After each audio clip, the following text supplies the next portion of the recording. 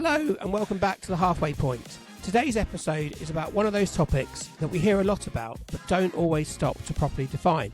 What does modern actually look like in general practice today? Is it digital? Is it access? Is it workforce? Or is it something deeper around culture, leadership and how we can work together? I'm really pleased today to be joined by Andy King from Unity Practice Solutions, who brings over 25 years of experience across primary care, from practice manager through to managing partner, and now supporting practices, PCNs and federations with change, leadership and quality improvement. So hi Andy, thanks for joining us.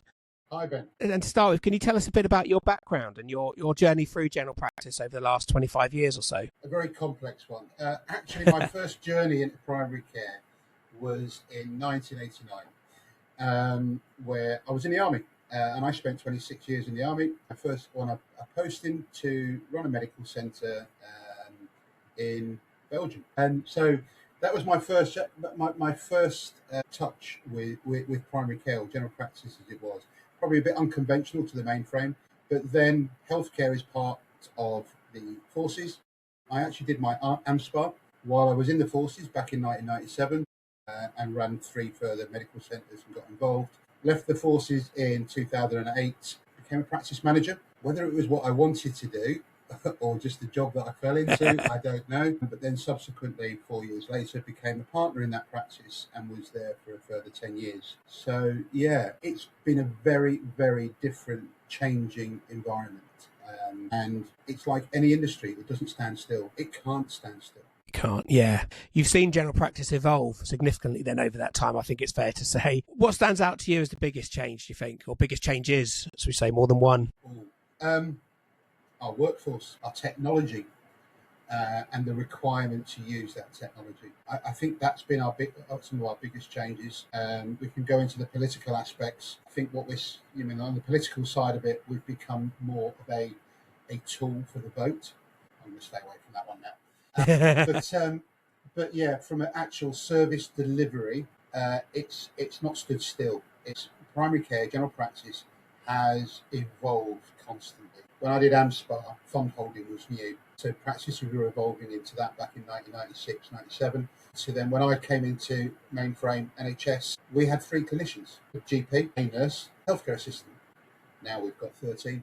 Very true, yeah. GP assistants, FCPs. And that's been hard. It's not only hard for the practices, for the workforce, for the leadership, it's hard for the patient to understand where their journey sits, because all they're expecting to come to is a GP practice. Yeah. The nature of GP, it's GP. I see a GP, but actually we're there to see a healthcare professional. And I still think nationally there's a lot of work to be done on that, to really spread that message in regards to health needs and who you will be seen by. And that's a great point there of just how even in recent years that number, that 13, is growing more and more with the R's roles and everything. So I think so kind of expanding then on sticking with the recent times, what does modern general practice, let's explore that a bit. So what does that mean to you personally, that phrase modern general practice? For me, well, it comes from what the NHS has put out, but for me it actually means that we've got to keep up with the times. We've got to use the resources that we have available to us and use them efficiently, effectively, and appropriately and safely. Modern general practice, I think, encapsulates a lot of it, on the basis that it can't stand still. We didn't stand still 5 years ago when COVID hit, 5-6 years ago. We moved very, very quickly. We didn't stand still when swine flu hit back in 2012. We had to adapt and change, and various other things that have affected us. We've adapted and changed. Technology, I think, has been our biggest transition point. How we adapt it, how we fund it, how we scale it, how we deploy it. And I think part of our weaknesses has been the ability to deploy, utilise digital technologies, not only online consultation, but other digital technologies effectively with understanding and that the staff know how to use it. That's been our biggest challenge. Yeah. Modern is just keeping up with the needs of what we need to do now. That's a really good way of breaking it down. Like you said, it's a term that seems to get used more and more in different papers and everything, but actually exploring what it means. And once you break it down, staying up to date. And do you think, is there a risk, do you think, that when we focus too much on things like access targets and digital tools, do we miss some of the culture and leadership sides, do you think, or is there a nice healthy balance? I think we do miss it. We're human at the end of the day, and there's 6,200 practices nationally. Sometimes there's 6,200 ways of doing the same thing. But I think for modern general practice, there's five pillars to it that NHS England is trying to portray into it. And if we delve into it and dig into it, it's about optimizing the tools that we have. So the contract says phone, online, and walk-in. We have to optimize how those channels are used effectively, and they have to work together. And it's patient choice which one they use. 3 of you in a room, 3 of you have got the same condition. We might access the service in 3 different ways, and we need to be appropriate and equitably accessed. We have to use the right information. When we come into that model, it's optimizing. That's the first pillar. How we gather information of that first contact point, whether it be online, on the telephone, or whether the patient walks in, knowing what the patient needs before we decide how we deal with them. That's not about receptionists making clinical decisions. It's really about, at that point of contact, and every time a patient contacts, in whichever channel, we can ask the right questions before we decide how we deal with them. As a manager, I've been in that situation where you're answering a phone already knowing you've got no appointments. You're going into that conversation in a negative way. Okay, actually, we need to flip that on its head sometimes. Why haven't we got an appointment? And actually, does this person actually need an appointment? They may want one, but they don't know how the system works. And it's about, and the public won't know what every route is, but irrespective of what it's for. Fortunately, media, and the more we read the media, the more articles there are about you have a right to see a GP. So therefore they think they're going to demand it, and by demanding it, they're going to get it. So it puts our receptionists. But that comes back onto that process that we have in the practice. It's that third pillar, consistency in approach. Do we have that single care navigation process, or is it a first come, first serve? The 8 a.m. rush dictates that first come, first serve. We tend to, human nature, we try to embrace technology, and I've seen it and I've done it. We put a dashboard screen in our reception areas, and it's got 64 calls at 8:10 in the queue, and there's 4 ladies, gentlemen, whatever, sat there answering, and all they see is 64 and that number tip up. What does that do for the workforce? What does that do to the people? It's a heart sink moment. And actually, we've got appointments that have come available at 8 o'clock, and think, right, we'll get through these 64, just get them in. First come, first serve. We've defeated the object. And then suddenly we can look at our information and say, taking a minute on a call first thing in the morning, but at 10 o'clock when all our appointments are gone, we're taking 2 minutes. Actually, if we took a minute and a half, minute 40 at the start of the day, we may still have appointments later in the day because it's identifying what's there. So it's moving away from that first come, first serve basis, or sometimes that patient that shouts loudest, which is a sorry state to be in. We tend to we can often fall into the trap of rewarding bad behaviour and giving them what they need, or giving them what they want, and that's hard. We then need to look at the fourth pillar. It is, what is our capacity? How do we understand our capacity and our demand? Are we using this full skills of our team? Do we make use of them? Are we utilising our extended access service appropriately because it's down the road, and our patients don't like going 500 metres down the road to the other practice, or we don't like sending them to the practice down the road because we think they may register with them. And it's all sorts of things, and they're valid points. But actually, we're building community health now a little bit more, and we're looking at the neighbourhood. We've got the PCNs over the last 6 years, 7 years. We've got this whole workforce that comes on board: paramedics, more MPs, pharmacists, and first contact practitioners, and so on. Those decisions that have to be made at our front door, whether it's physical, virtual, or on the telephone, are getting more and more complex. How do we simplify it for our care navigators, our receptionists, our patient advisors? How do we breed that consistency for them that they're all singing off the same song sheet. But how do we build capacity to meet what that need is? So data becomes key. It's not just data around the GPs and GP perception, it's the whole team. And then finally, that final pillar, team capability, data literacy. Sadly, you see times, I've worked with about 40 practices now and doing different bits of work with them. And the data literacy from a member of staff that doesn't know how to open an attachment on an email, doesn't know how to use Accurates or the communications mode within System 1 or all those sort of things. We've got to train our staff effectively. And they've been long-standing members of staff that have been comfortable in the way. We have to be able to lead to sustain those changes that we want to do. We've got to lead those people to broaden their horizons, expand their knowledge and experience, utilise the skills that they have got, but give them that firm understanding that we need them to move on to that next step, to be able to use digital literacy that they can utilise the tools. How many of our staff know how to use the NHS app? Things like that. Yeah. If we don't know how to use it, we can't tell our patients to use it. Yeah.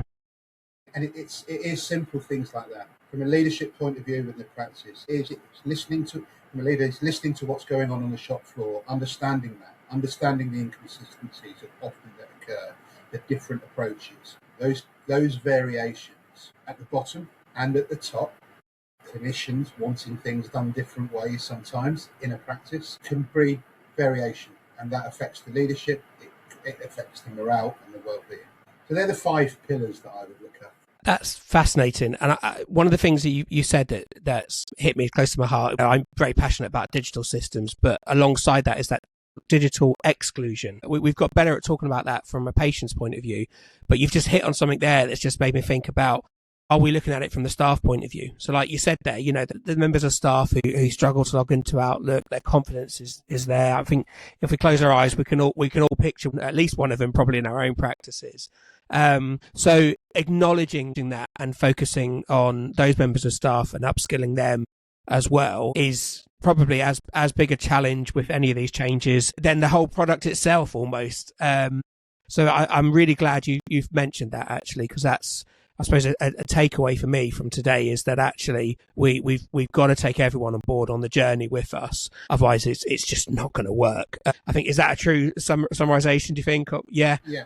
100%. Okay. 100%. We can't, we need our staff to be digitally literate. We're working in an environment. It doesn't matter where they work. There is an element of digital literacy. We have to use the tools that we've got available. We cannot expect our service users, our patients, to all be digitally literate. And we have to adapt how we provide our services to meet their needs. And I've seen good and bad ways of doing it.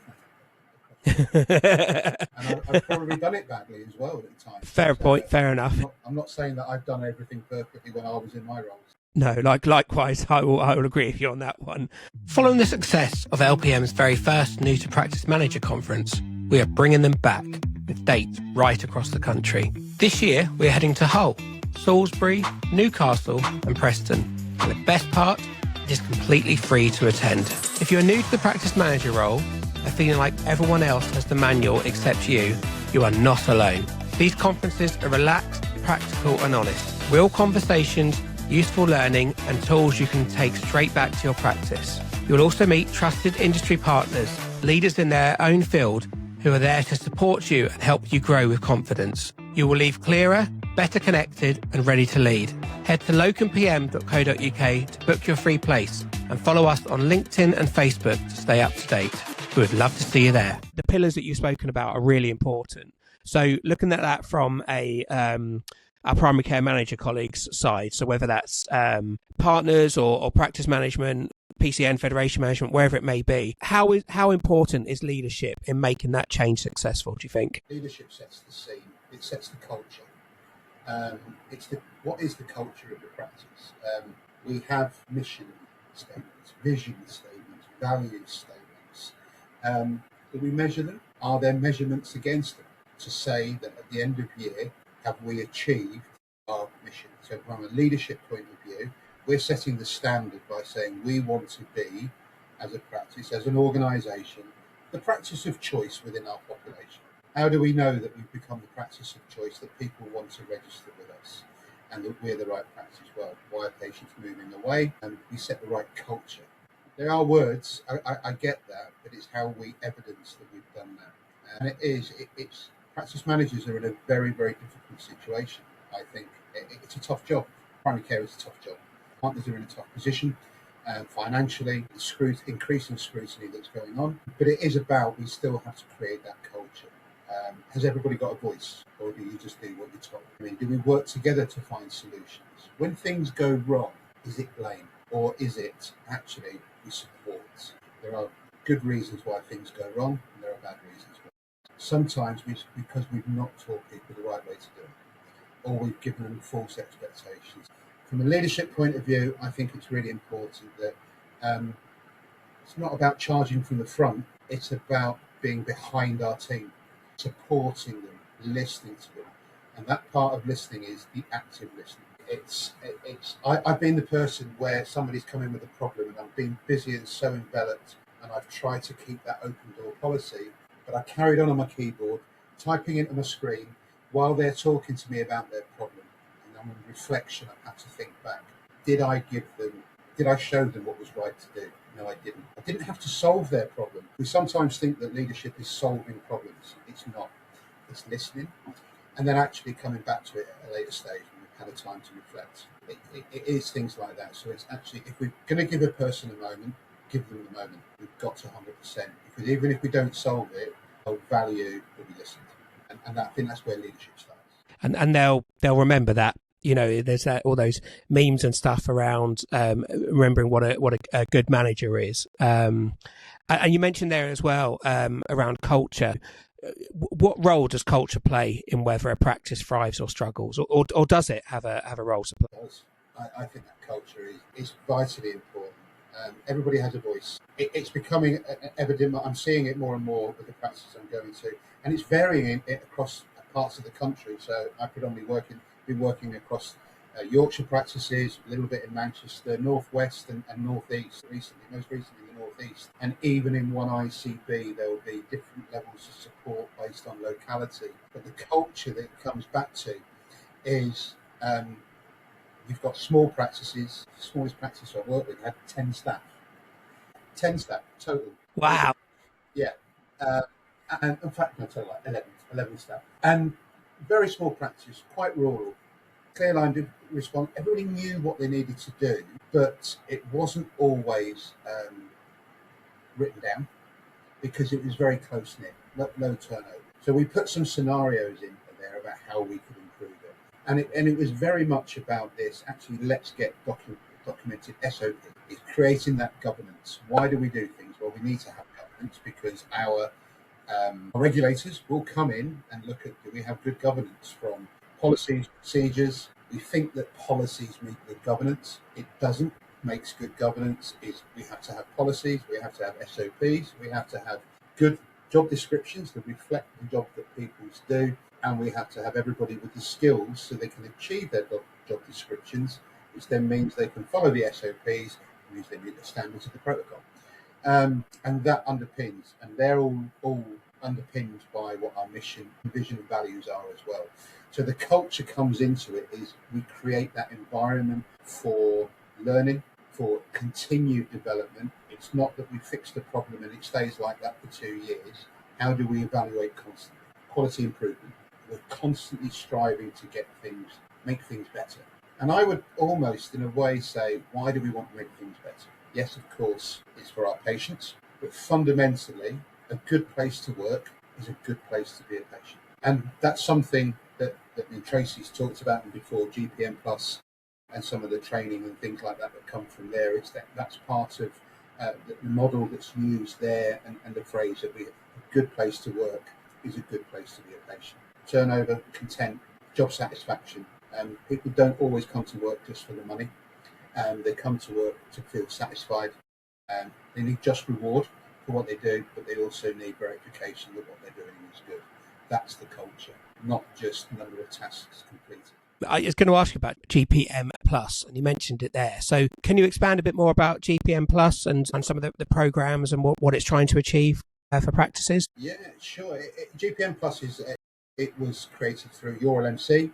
as a training arm to them. We supported practices across West Yorkshire, North Yorkshire and Humber, providing what we call the Healthy Practice Programme is one element of it. We also have a whole framework of training about the healthy practice. And we look at it in three components. It's personal resilience, team resilience, system resilience. So when we look at the personal resilience, it's what's our stresses, how to have healthy conversation, dealing with challenging patients, and we have a whole list of training availability on there. So the team resilience is working effectively, how to have huddles, good communication, values, culture, and all training for managers and team leaders across the practice. This isn't only for practice managers, it's anybody that's a leader.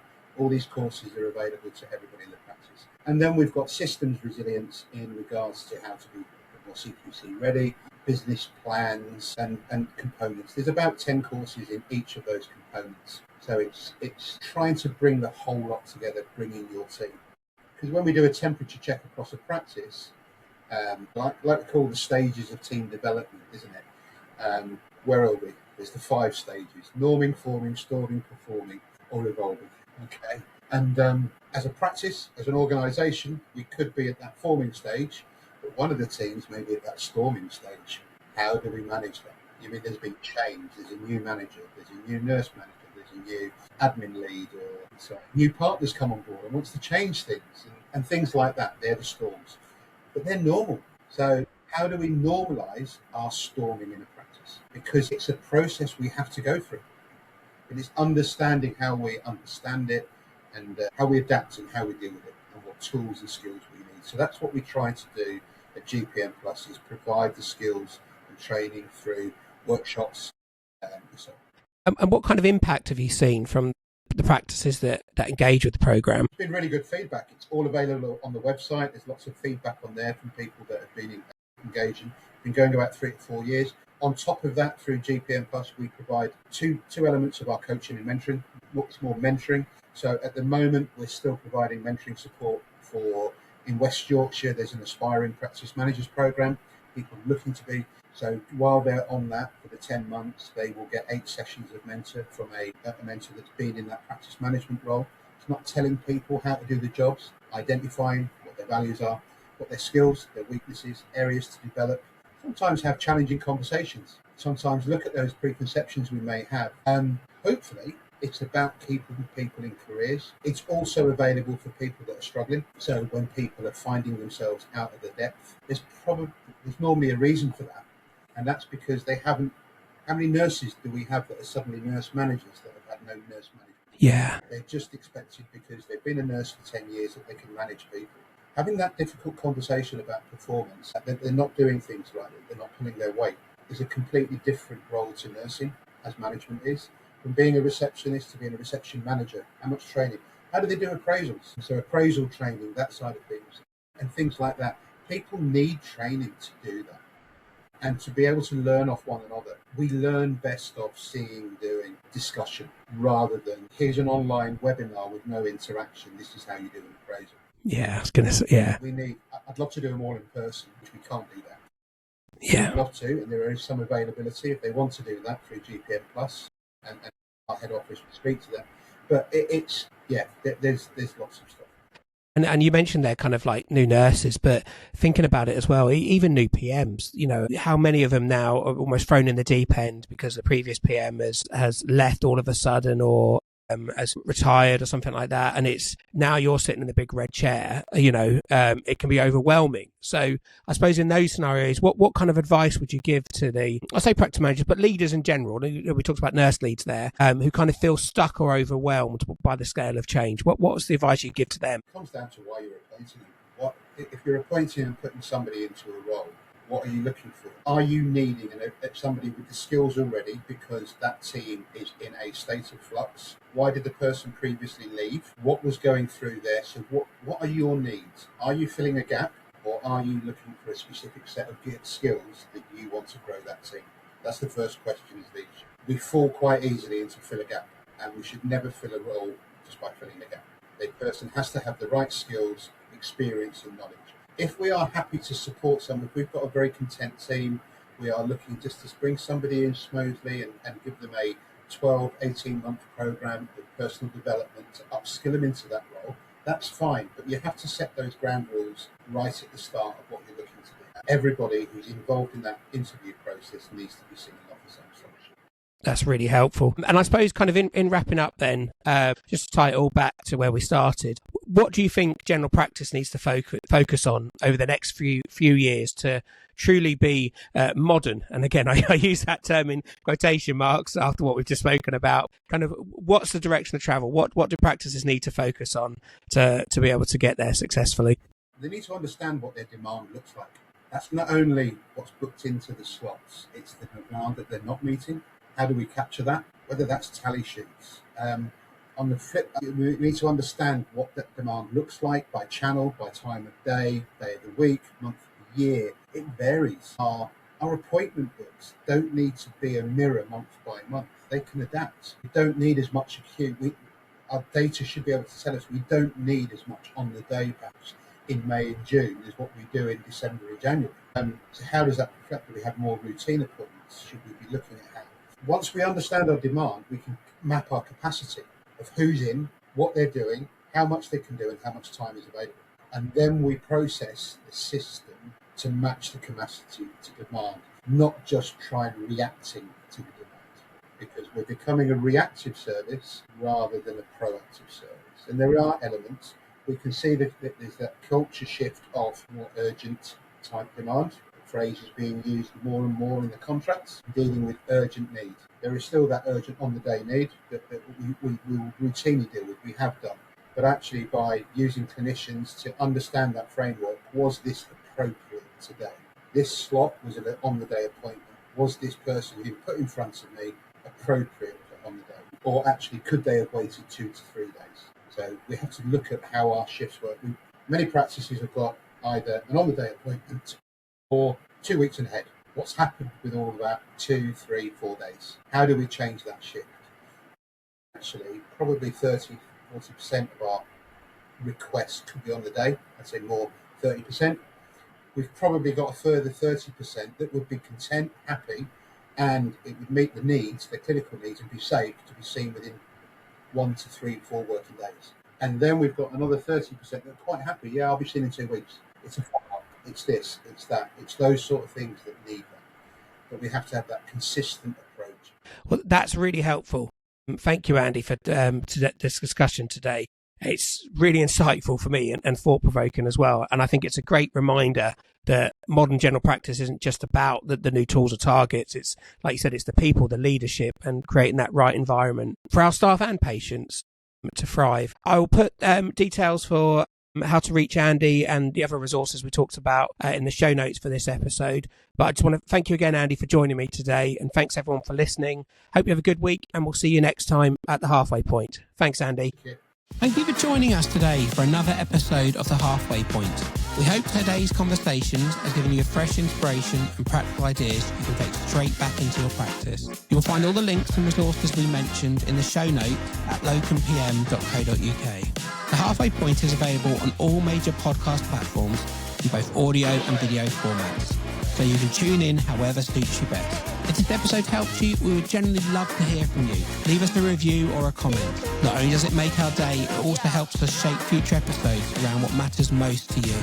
Make sure you follow and subscribe so you do not miss next Wednesday's episode. And if you know a colleague who would benefit from this conversation, please share this episode with them. You can also connect with us on LinkedIn and Facebook by searching for the Locum Practice Manager. We're on YouTube too, where we share practical tips and tutorials for primary care managers. Until next time, keep moving forward, keep improving, and we'll see you again next week at the Halfway Point.